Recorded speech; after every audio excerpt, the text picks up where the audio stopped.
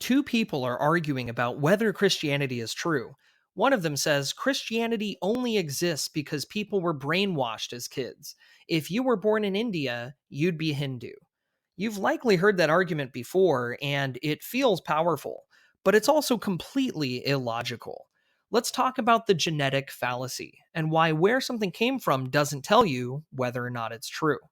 The genetic fallacy is when you dismiss a claim because of its origins, instead of evaluating if the claim is true.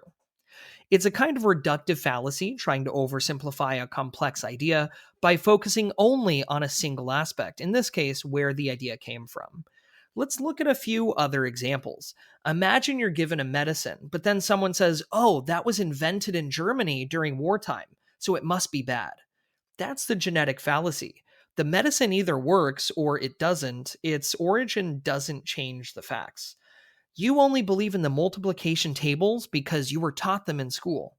Okay, and that says nothing about whether they're true or not. We even see the genetic fallacy in scripture. Can anything good come from Nazareth?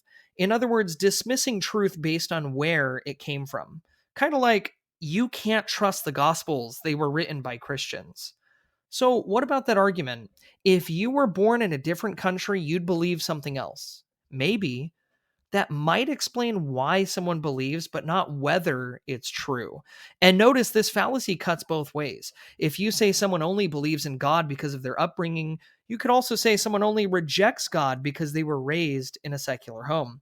But again, that tells us nothing about truth.